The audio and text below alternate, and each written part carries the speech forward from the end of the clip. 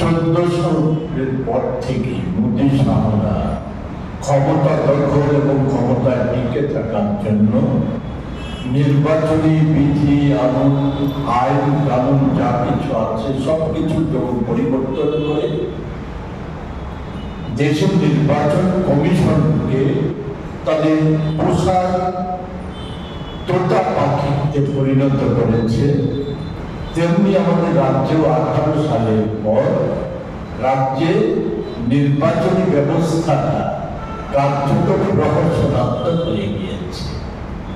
আমরা এই ধর্মনগর উপনির্বাচন নিয়ে এবং এডিসি নির্বাচন নিয়ে আমাদের আশঙ্কার কথা এর আগেও আমরা জানিয়েছি, নির্বাচন ঘোষণার পূর্বেও জানিয়েছি, ঘোষণার পরেও বিভিন্ন কার্যকলাপের পরিপ্রেক্ষিতে আমরা জানিয়েছি। আগামীকাল ধর্মনগরের উপনির্বাচনের ভোট গ্রহণের কথা আছে, নির্ধারিত আছে। জানি না কি হবে, পরিণতি কি হবে আমরা জানি না, কিন্তু আমরা আশা করব যে মানুষ নির্ভয়ে তাদের ভোটাধিকার প্রয়োগ করার যে প্রস্তুতি নিয়েছে এতে কোনো অন্তরায়, কোনো প্রতিবন্ধকতা সৃষ্টি করবে না প্রশাসন এবং শাসক দল, এই আশাটা আমরা করব। কিন্তু যেটা যে নিয়ে আমরা আজকে কথা বলতে চাই দেখেছি যে আমরা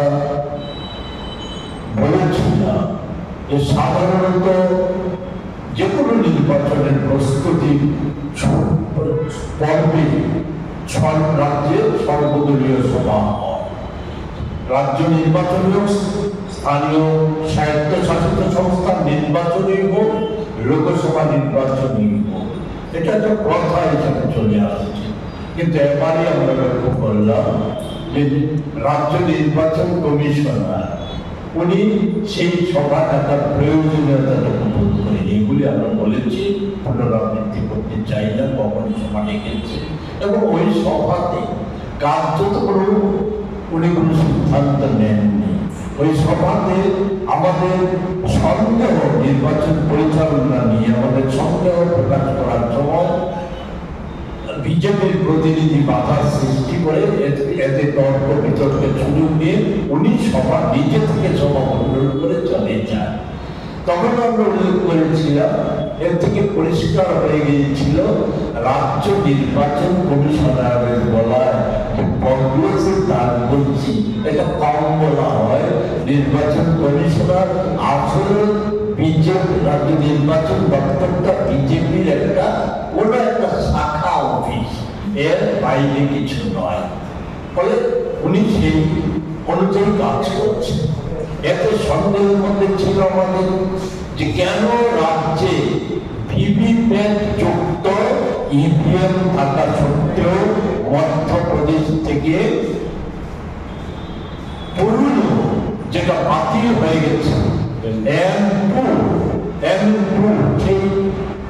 সেই ইভিএম মেশিন কেন আনা হলো, যাতে ভিভিপ্যাট যুক্ত করার কোনো সুযোগ নেই। এবং আজকে অনেকে ইতিমধ্যে জেনে গিয়েছে যে আমরা বলেছিলাম সংখ্যা আমাদের 1200 মতো ভোট, ভোট 1200 মতো ভোট থাকার জন্য পোলিং স্টেশন 1200 মতো ভোট হয়তো আরো একটু কম বেশি হবে, কিন্তু 3500 মেশিন আনা, ইভিএম মেশিন আনার যথার্থতা কি বা মধ্যপ্রদেশ থেকে কেন আনা হচ্ছে? আজকে খবর বেরিয়েছে মেশিনগুলিতে দুটো করে চিপ আছে। ইলেকশন রাজ্য নির্বাচন কমিশনারের কাছে জানতে চেয়েছিল যে এই চিপ দুটো কেন।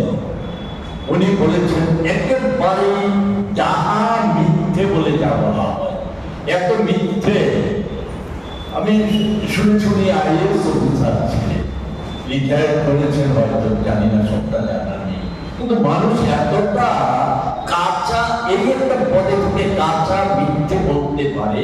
উনি বলেছেন মধ্যপ্রদেশের নাকি গত নির্বাচন বিধানসভা লোকসভা একসাথে হয়েছিল, এ কারণে দুটো চিপ মানুষকে দুটো ভোট দিতে হয়েছে, দুটো ছাপ দিতে হয়েছে, দুটো চিপ আছে। একটা চিপ উনি বন্ধ করে দেবেন।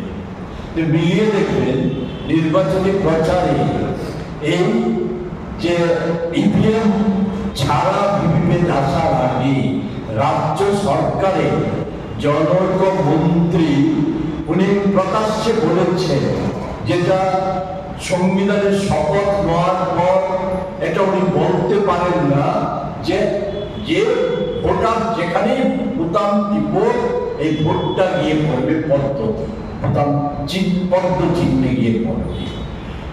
সরকারের যদি নৈতিক ন্যূনতম নৈতিকতা থাকতো, দলের নৈতিকতা তো বালাই নেই, বিজেপি আরএসএস এর কাছে এগুলি আশা করা যায় না, নৈতিকতা মূল্যবোধ এগুলি আশা করা যায় না। কিন্তু আমাদের রাজ্যের মাননীয় মুখ্যমন্ত্রী তো একজন শিক্ষিত ভদ্র সজ্জন বলে পরিচিত ছিলেন, এবং উনি ডাক্তার এবং পাশাপাশি অধ্যাপক।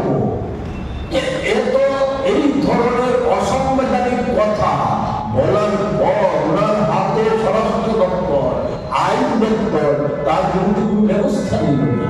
বলছে আমরা আচর করি না, কারণ তার অনেক আগে ওই কি সোর্স মানি মন্ত্রী স্বয়ং আপনাদের সম্মুখে বলেছে যে আমি কমিশন নিয়ে থাকি, কাজ করি, কাজের বিনিময়ে আমি কমিশন নিয়ে থাকি।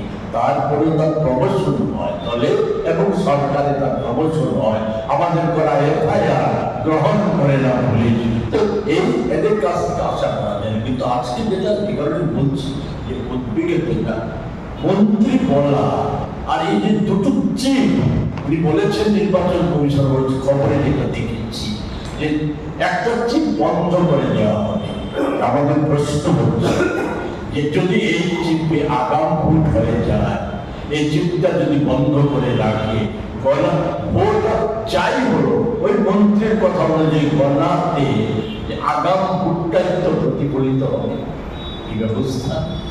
আমরা এখান থেকে যেটা আজকে বলতে চাই যে এগুলি করতে হচ্ছে কেন, পায়ের তলার মাটি খুঁজে দিচ্ছি।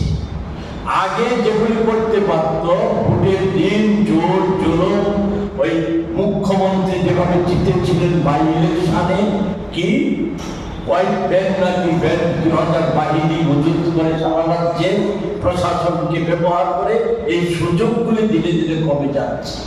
শরিক দল একে অপরকে বিশ্বাস করতে পারছে না, তাদের মধ্যে দেখানো হলেও একই স্ক্রিপ্টেড হলেও যে মঞ্চস্থ যে নাটকটা, একে তো আর স্বীকার করা যাবে না। এর বিরোধ, এই বিরোধটা তো নিচু তলায় চলে গেছে, ফলে অবিশ্বাসের যে বাতাবরণ তৈরি হয়েছে সেটা দলের ভেতরে আছে।